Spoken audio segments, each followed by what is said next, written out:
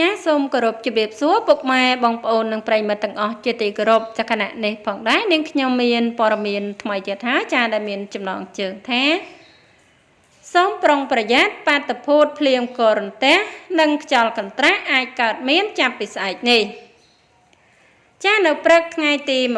22ខែមិថុនាឆ្នាំ2021នេះក្រសួងធនធានទឹក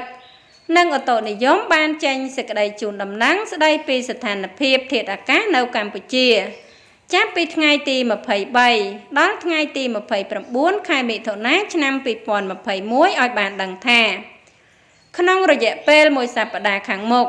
ប្រទេសកម្ពុជាយើងនឹងទទួលឥទ្ធិពលពីជ្រលងសម្ពាធទាបនៃប្រទេសចិននិងខ្យល់មូសុងនិរតីក្នុងល្បឿនបង្គួរចាស្ថានភាពបែបនេះនឹងធ្វើឲ្យ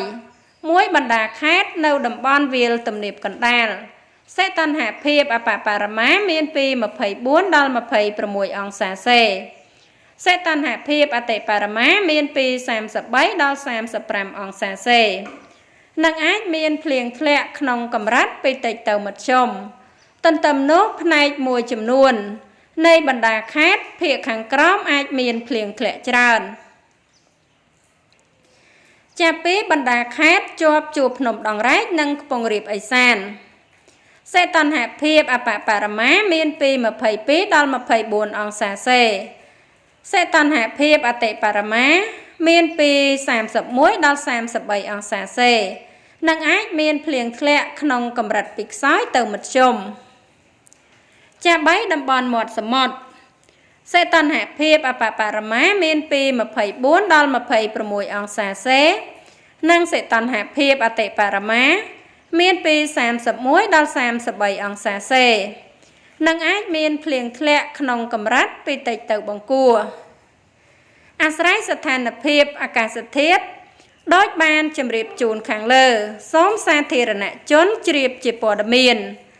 និងសូមប្រុងប្រយ័ត្នចំពោះបាតុភូតភ្លៀងកូរន្ទះនិងខ្យល់កន្ត្រាក់ដែលអាចកើតមានជាពិសេសនៅតំបន់វាលទំនាបកណ្ដាល